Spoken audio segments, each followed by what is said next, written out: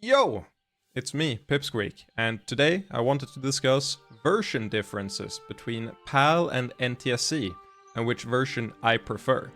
And the reason I want to do this is because I've seen the discussion bloom up again on Twitter and Reddit, which, you know, every discussion does every couple months, but it's been a while since we've talked about version differences, and as someone who comes from the land of PAL, I thought that I could, you know, give my perspective, because I think a lot of people haven't actually played PAL. But most of all, what prompted this video was a wonderful video by Schaller called Why the World Abandoned Melee's Only Balance Patch.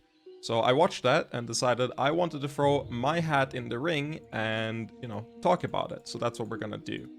So, what is my opinion? I'll skip to the chase and just give you my opinion straight up. The ideal version of Melee is a hybrid between PAL and NTSC. Are we going to play that? No, never. We are not a community that mods the game like that, and I don't think I want that to be the community we play, or, you know, that plays the game. But I think it'd be interesting to discuss the pros and the cons of each version. So I've got a couple clips ready to play, and I've also got the list of regional version differences from the Smash Wiki page, right? So let's just go through this, and I'll discuss my thoughts and, you know, what I prefer about each version, right? So let's just establish, first of all, that I'm only going to talk about 1.02 NTSC, because I don't know enough about the prior versions, and I don't think they're relevant, even though there are some cool things there, like, you know, a couple bugs and multi-hits sometimes working better, I believe. But that's not really relevant to the discussion, is it? So let's just skip through that and just talk about NTSC, the version that we play on today. So what do I believe are, like, important changes? Well, NTSC has some really bad characters. First of all, they did Kirby so dirty in the original release, and I'm so happy he got buffed in PAL, right? As you can see here, this might not look like much. His run speed went from 1.4 to 1.5, but this enables some incredibly important things. For example, he can actually reaction tech chase from down throw on most of the cast, whereas he's too slow to actually reach the tech rolls in NTSC. And that's a pretty big deal. He's also got, you know, better tilts. Up tilt, forward tilt, both just better, and yeah, every move is basically stronger.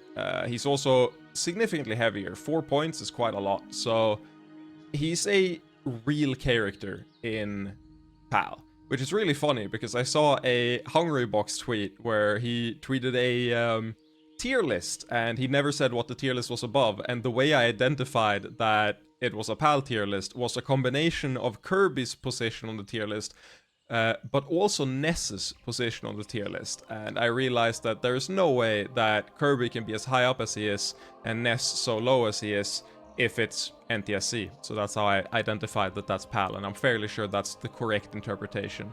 But that's a tangent. Really, the highlights are the high and top tiers, the nerfs, because every low and mid tier change is pretty much just a buff that makes them either a little bit nicer to play. For example, the, like, charge stuff where you lose your giant punch when you get hit out of your up B for Donkey Kong, and I believe there's something similar with Samus, right? That's just fixed. So there are a ton of quality of life changes and minor buffs for the low and mid tiers, but really what we're here to talk about are the top tiers. So if the mid and low tiers are inoffensive across the board, or just good across the board, I can't think of a single bad change for those characters pretty much, then as soon as we go up the tiers, that really starts to change. Let's talk about Sheik. Sheik now has a weaker up smash, and the percent isn't really that important. It's the knockback growth that really matters. This number is king for every kill move in the game, and you'll see that in a little bit when I get to Yoshi. But up air, it's actually okay, this matters a lot because it combos for a little bit longer, which can be relevant, but it means that in a lot of matchups she loses an incredible threat from below, which is necessary to, you know, not have a dead angle where the opponent can pretty much act without really, you know, caring too much. Because if you get hit, you end up above her again. And if you get hit, you don't die, you end up above her again. You get multiple chances where you would just die in NTSC. But obviously, what everybody knows is that the trajectory of her down throw changed from 80 degrees to 60 degrees. And this change kills the character. That's a bit of an exaggeration, but oh my lord, it is so much worse. It's tragic. I can't think of a single matchup where I would prefer the PAL Sheik down throw to the NTSC version. Meanwhile, if this is pure terror, let's look at Yoshi. Yoshi is the exception among the top tier.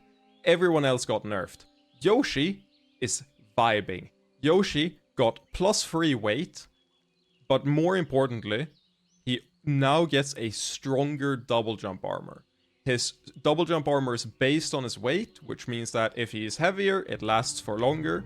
And this isn't super relevant, but it can have edge, you know, cases. And he's already a very tanky character, so with this, he now gets even harder to murder.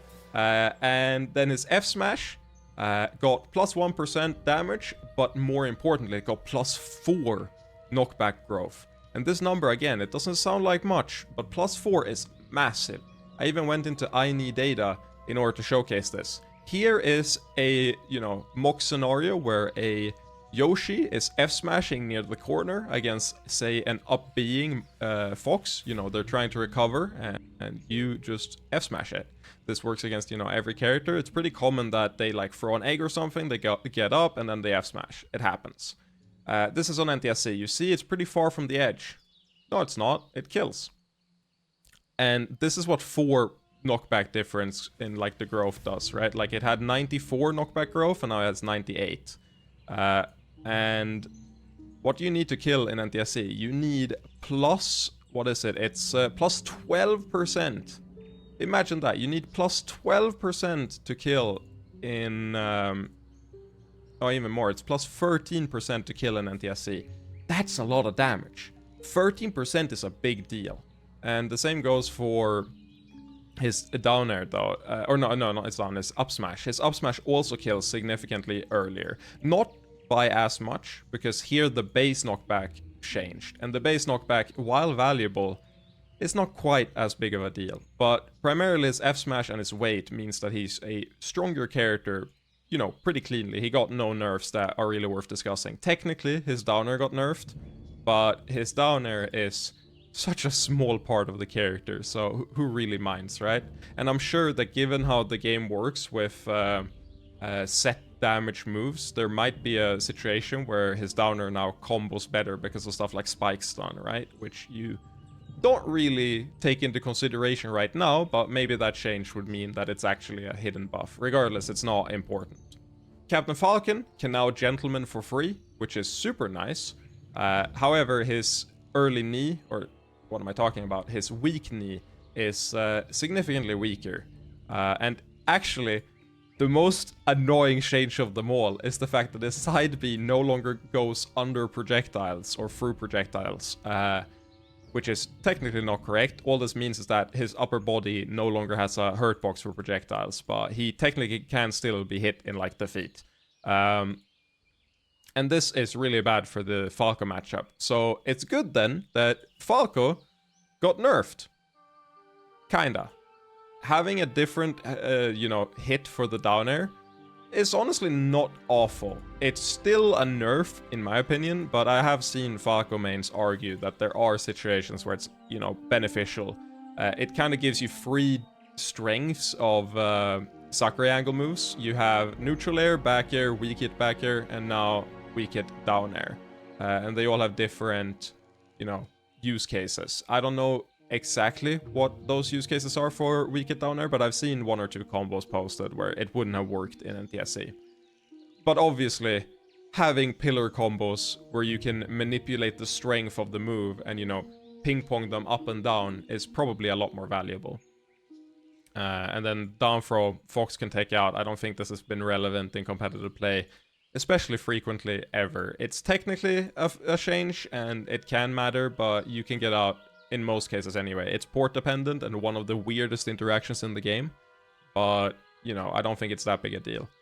Whereas for Fox, weighs less, dash attack's worse, up smash is worse, down smash is worse, up B is worse, Reflector's the same, but Marth is technically worse, so now Marth is better, I guess? So yeah, it's just pretty bad across the board, and I don't think it is worth the, you know, any of the other changes, right? Like, as a Fox main, I will say this hurts a lot. I have seen people say that this encourages a more interesting combo game, but I strongly disagree. The issue you run into is the fact that a lot of his setups stop working, which means that he has a more linear neutral at higher percents, because he's only looking for a few specific hits, because stuff doesn't combo, stuff doesn't kill. He needs either one or two specific links, or he needs a stray back air. What you'll see in current like matches is a lot of like up throw fair up smash, you know, up throw tech chase on platform up smash. You'll see a ton of different setups like that, whereas in PAL, you generally end up in a situation where they get to like 90, 80%, and up throw upper doesn't kill yet, but up throw up smash, you could combo into it, but that doesn't do anything because it doesn't kill, so it just kind of resets. You would much rather just take like an up throw back air. So you end up in situations where it just drags it all out a lot, and I don't think it's enjoyable to play in comparison. I think it's way more just like stressful to play. But this is obviously preference. As a spectator, I can see that it's maybe more interesting, but as a player, it's never really appealed to me from that perspective. Obviously, it's weaker as well, but I would like to think that I can divorce my judgment on how cool combos are and how strong the character is when I discuss stuff like this. So I dislike it for two reasons. He's weaker, and he's not as cool. However, I do think it's kind of interesting that his up B being smaller, or like going a shorter distance, is actually kind of interesting in that it now travels less fast, which gives him some weird like mangles that he doesn't have access to in PAL because he travels too far. Or actually, let me rephrase that, go back. It gives him some mangles he doesn't have access to in NTSC because he travels too far, too fast. So that's kind of like a niche case, but obviously in 99% of cases, this just means that he dies when he's off stage in situations where he now has mix-ups, and this kind of sucks, but it is what it is. Regardless, you can see the theme. They dumpster Sheik, they nerf Fox, they nerf Captain Falcon kind of, but they did fix him. He's the most unchanged, I think. But they also nerf Falco, and yeah, it's nerf or no change. Except, I think Marth, who got less heavy, which is a buff because it means that he gets knocked down from Shine, and getting knocked down from Shine is significantly harder to convert from than getting Wave Shined, even when you travel as far as Marth does. So I think on average this is a big change, but most importantly, even if you could convert the same amount, say you're really, really good at tech chasing, which I would like to believe that I am, it's still a nerf, because now you can't use Shine for edge guarding the same way, which is actually a pretty big deal, because he can tech it, which is a really big deal. Lets him try to hug the wall way harder than he does now, and he can actually counter hit you with the wall jump back here a lot of the time, so that's really rough. However, he now has a smaller aerial velocity, and aerial velocity is your drift in colloquial terms, so, you know, his drift is worse, his down air is a meteor smash, it's no longer a spike. Oh my lord, he loses his spike! Is what I would say if this wasn't a stealth buff for most of his relevant matchups. It's not a buff for Fox, it's a nerf versus Fox. It is not a buff versus Falco, it is a nerf versus Falco. It's a buff versus every floaty. It's a huge buff versus every floaty. And the fact that Sheik now doesn't have the down throw setups is a huge buff. I actually think Marth benefits the most from PAL, because his down air change means that he suddenly has access to some absurd combos that he doesn't have in NTSC. Let's start with what everyone is thinking about, which is Jigglypuff. Versus Jigglypuff right now, it is very difficult to find kills at mid%. You basically only have grab or a raw hit, and those are difficult to land because of crouch. However, you can't really down air to beat that in NTSC because they can just take the down air. When you're grounded, you can just take the down air and roll away and you're fine. In PAL, it's a meteor smash, and you cannot take meteor smashes when you're grounded. This means that he now gets this, which is a true combo on every DI. He can always do this at mid% on every DI. And at higher, or in different situations, you know the dribble that you're so used to seeing from Sane, right? It's better, because he can do it on the ground, set it up, and then he can actually combo into up B to end it. And in NTSC, as soon as you get hit with the first one, you could detect away. And here, when you get hit here, you can just slide to ledge. It's just way harder to get anything. It's actually based on if the Jigglypuff has correct defensive counterplay. Whereas in PAL, this is just a thing. This is just something you can do. That was on DI away on every hit, by the way, just so you're not confused. I held away with the Jigglypuff the entire time, and it's still linked perfectly. So imagine then that you DI up, and on the first one, you'd get up smashed and die. Here, you would get up smashed and die. It's just, you know, you can't really escape in PAL, whereas you can easily escape in NTSC. Here's an example where I DI straight through. So look at this. Look how far back I go. That leads to stuff like that, right? Where you can just F-smash. And that would never happen in NTSC. I mean, we have the comparison right here, right? Like, here's me loading into Uncle Punch, because in Uncle Punch, I can set it up so that, you know, it does a set DI. See how this, like, doesn't really link? You see they can just take away immediately? That's a big deal. Not having the option to link it in any way is so huge. And the same obviously goes for FD, right? You can't do anything. You just get it and it's over. It's over immediately. You have to tech chase from it. Compare that to the FD clip in PAL, and you can see why this is a big deal.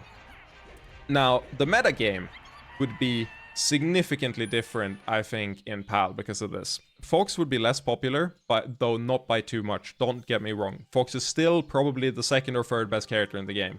But I believe that with these changes, Marth no longer really has bad matchups, except for Pikachu, who now gets harder, and Yoshi, who now gets much harder.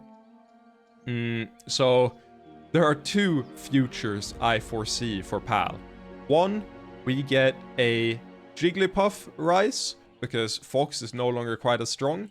However, I think this is exaggerated. I don't think it matters that much. What I think really matters is the fact that Marth now probably has a pretty clear winning matchup versus Puff, in my opinion. The drift looks like it matters, but how often do you see Marth's jump in that matchup in neutral? You don't really see it too much, and the reason for that is if you jump preemptively versus Puff, you die. You want to stay grounded and dash, so that change doesn't matter too much, whereas having a kill option, and obviously remember, if Puff CCs, that still just means it combos for longer.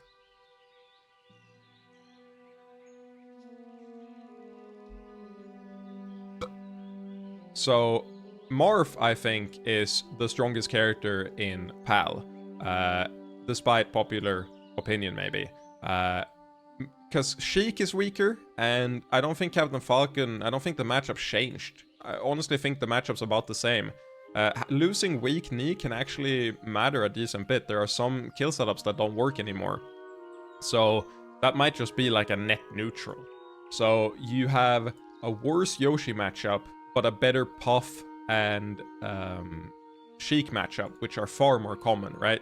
So there are two endgames in my mind. There's the mid game. The mid game is you lose a couple Foxes, you lose a couple Falcos, you get some Jigglypuffs. Jigglypuff becomes more common, Hungrybox does a little bit better.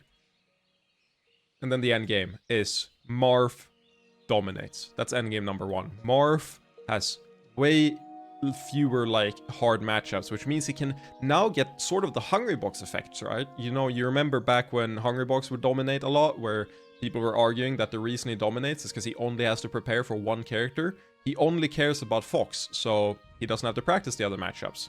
Marth kind of gets the same deal, right? Like, all of these matchups get way easier. Like, Sheik having no down throw. Imagine that. Imagine every time you get a grab versus Marth, he just gets out. Whereas now, look at any Sheik versus Marth set, and Marth is taking 50%. He's dying. That's the kill setup. It's such a big deal. And sure, you can't Ken combo Sheik, but you can still edgeguard, rinse, repeat her. You can still, you know, just up B, grab ledge, you know, all that stuff. Like, you still have access to most of your kill setup. You just have to route your combo game a bit differently. So it all comes down to which of the two endgames win. I call the first one the Marth endgame, and the second one the Amsa endgame, because I don't think any other Yoshi is gonna dominate. But I believe the true PAL endgame is that Amsa rolls up in his Bugatti and just smokes every bracket. And that's what happens. That's it. That's the entire metagame.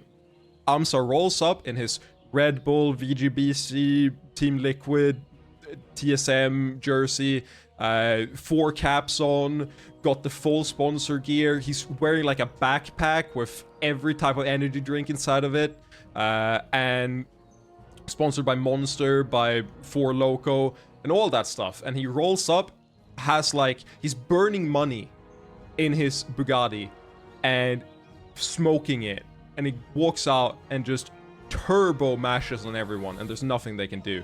And that's PAL. That's all I have to say today. If you want to support me, you can subscribe or watch me on Twitch or whatever. I kind of want to make a Patreon. Don't know if I will. And that's it for the video. Hope you have a good one. Bye!